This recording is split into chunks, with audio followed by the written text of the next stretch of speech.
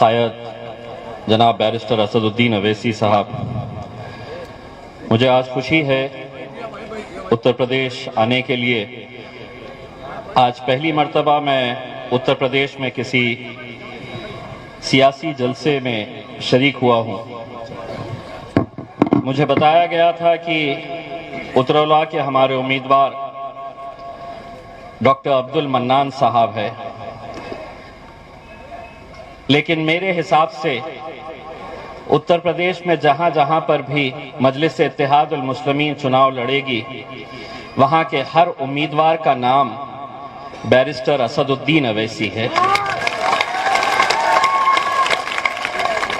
चेहरा doctor mannan साहब का हो सकता है, वोट आप डॉक्टर मन्नान साहब को देंगे, लेकिन इस वोट के जरिए जीत हासिल होगी सही मानों में किसी की, तो वो मेरे कायद बैरिस्टर असदुद्दीन अवैसी साहब की जीत होगी।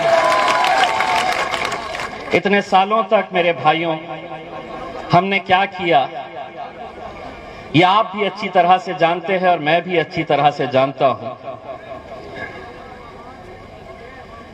कुछ दिन पहले मैंने उत्तर प्रदेश के मुख्यमंत्री का एक बयान सुना था, जिसमें उन्होंने ये बताया था कि एक शख्स यहां पर उत्तर प्रदेश में आ रहा है, सीएए एनआरसी के बारे में वो लोगों को भड़का रहा है। एक तरीके से उन्होंने बिना नाम लिए हमें धमकाने की कोशिश की, डराने की कोशिश की। मैंने सोचा बहुत हो चुका, अब जाना पड़ेगा और जवाब भी देकर आना पड़ेगा।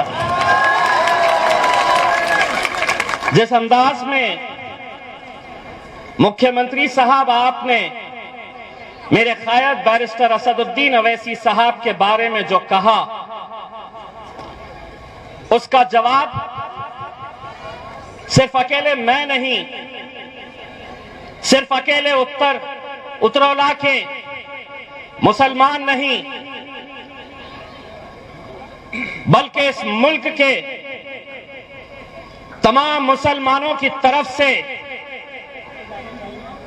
जिस लहजे में आपने हमसे कहा है, उसी लहजे के अंदर हम आपको जवाब देना चाहते हैं। सुनिए, जरा गौर से सुनिए, जहां कहीं पर भी बैठे हैं जरा गौर से सुन लीजिए। राहत इंदौरी साहब का नाम तो सबने सुना होगा। उन्होंने एक बात कही थी, मेरा जवाब उन्हीं की जबानी ये है, कुछ मैं कहूंगा कुछ आप कहेंगे मेरे साथ। सभी का खून शामिल है इस मिट्टी में, सभी का खून शामिल है इस मिट्टी में। ये मुल्क तुम्हारे,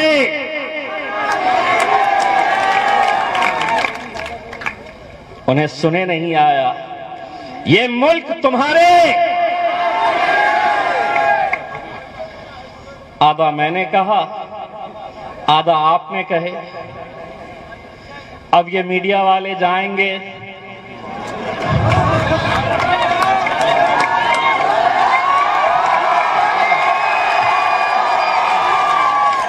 कुछ बोले क्या, केस बनता क्या? वो बोलेगा कि नहीं केस बनाओ क्योंकि मेरे बाप के बारे में बोला गया। पुलिस वालों को बोलेंगे कुछ तो निकालो, पुलिस वाले बोलेंगे कि साहब नहीं, अब ये बहुत होशियार हो चुके हैं, आधा ये बोलते हैं आधा ये बोलते हैं। वो बोलेगा नहीं कुछ तो बनाओ, पुलिस वाले बोलेंगे बनेगा साहब, ये बनेगा। जानते हैं क्या है बाबा जी का?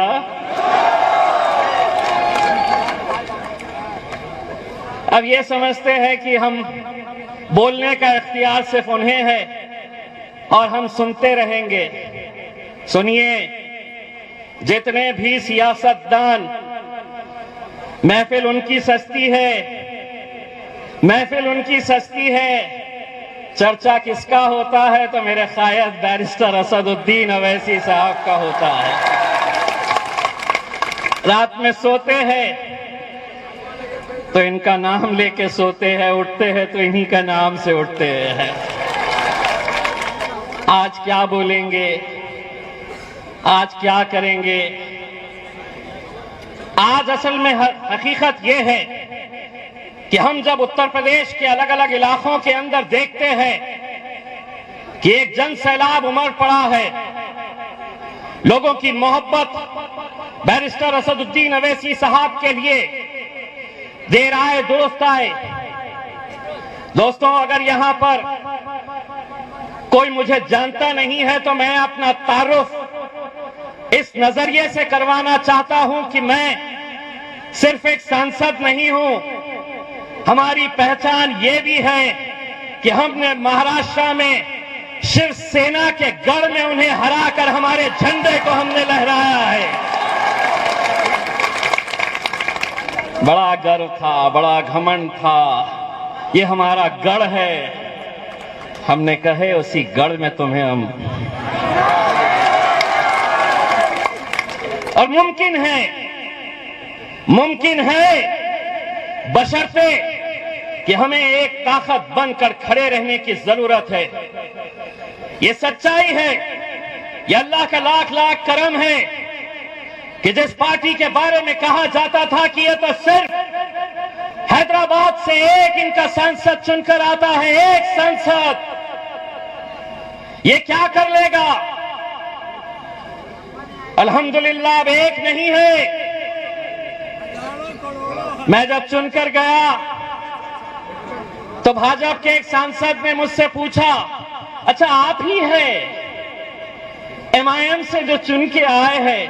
अल्लाह जी हम ही हैं। तो बोले कितने चुन के आए हैं आप लोग? मैंने कहा 11 चुन के आए हैं। तो बोले 11? अल्लाह 11, एक और एक आपके लिए 2 होते होंगे, एक और एक हम दोनों जब बैठते हैं तो 11 की ताकत रखते हैं। बहुत तकलीफ होती है। बोले पहले वो तो बोलते थे, अब ये दूसरा भी आया है तो बहुत बोलता है। बोलेंगे, क्योंकि 70 सालों से तुम बोलते थे, हम सुनते थे, अब हम बोलेंगे और तुम्हारे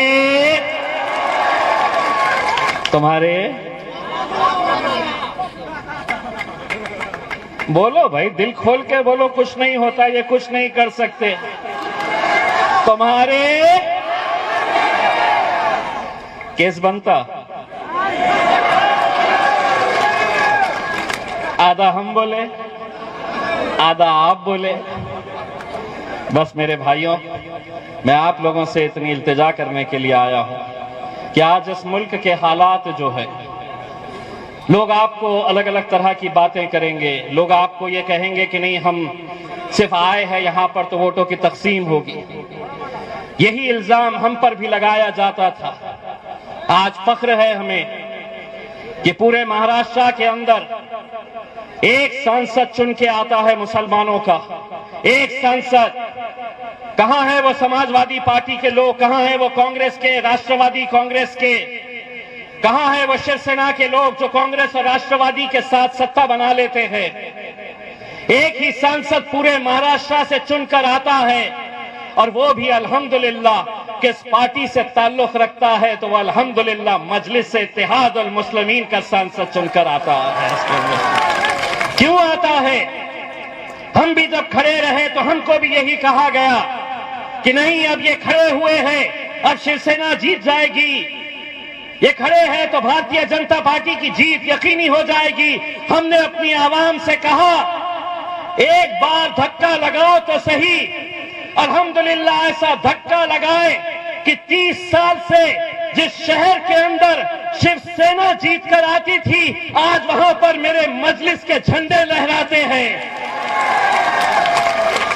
एक नेता ने आकर कहा, ये जो चुनकर आया है ना महाराष्ट्र से सांसद, ये सिर्फ एक्सीडेंट था,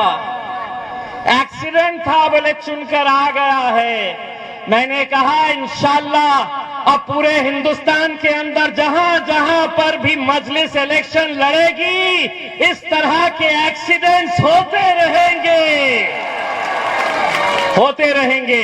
बस आप लोगों से यही इल्तिजा करने के लिए आए हैं मेरे भाइयों, जिस दिन इलेक्शन का दिन आएगा, अलग अलग सियासी जमातों को आपने हर बार आजमाया है।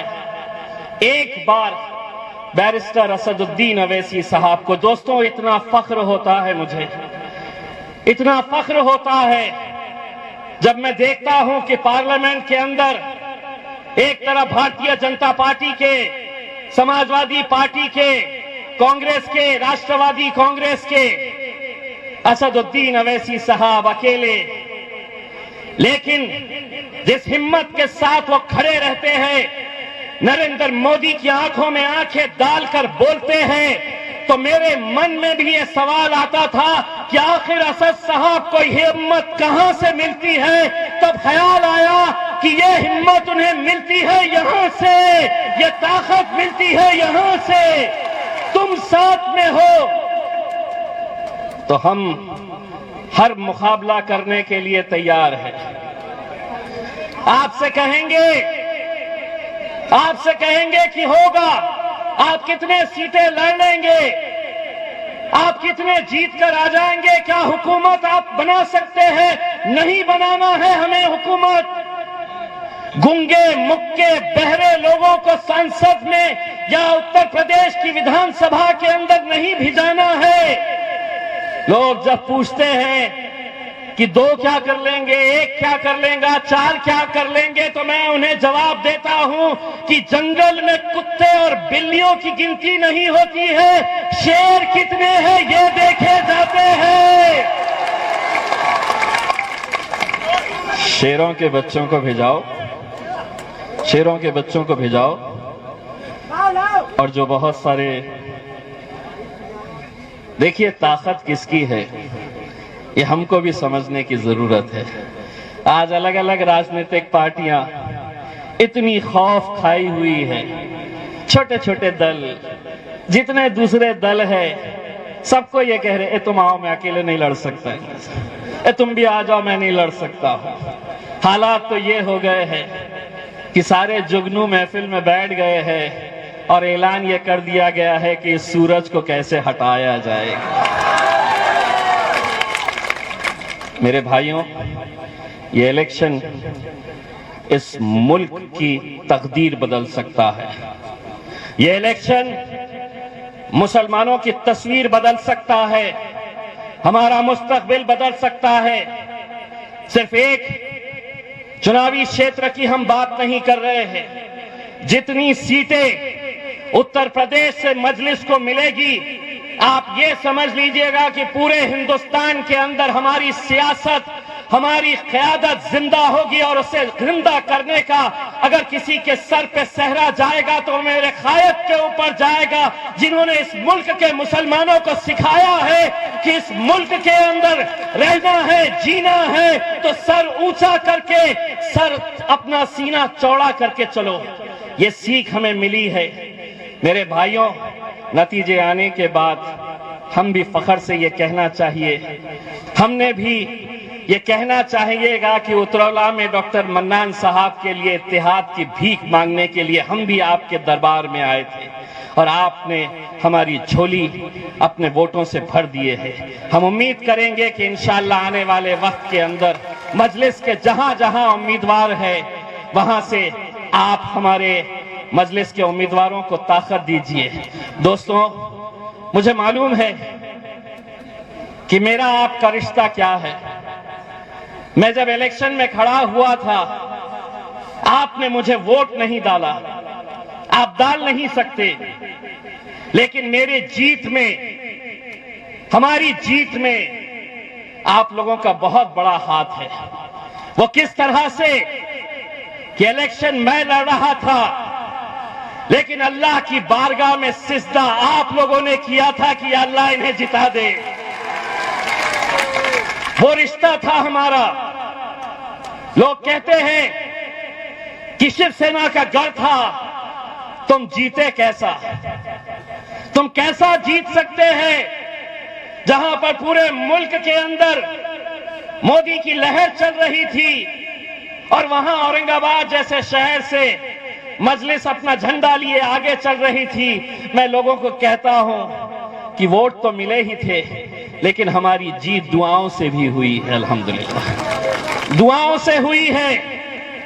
सिर्फ वोट ही नहीं करना, आप लोग मजलिस की कामयाबी के लिए दुआ भी करिएगा, क्योंकि एक तड़प जो हम बैरिस्टर असदुद्दीन अवैसी साहब के अंदर देखते हैं दोस्तों, शायद ही हिंदुस्तान में ऐसा कोई नेता होगा जो दिन देखता है ना रात देखता है। सिर्फ यही तड़प है कि आपके अंदर एक एक असदुद्दीन अवैसी को तैयार करे, और इंशाअल्लाह हम यहाँ उम्मीद करते हैं कि आप लोग यहाँ पर डॉक्टर मन्नान साहब के अंदर भी आप बैरिस्टर असदुद्दीन अवैसी साहब को देखेंगे। बहुत बहुत शुक्रिया। वाखिर दावाना अल्हम्दुलिल्लाह।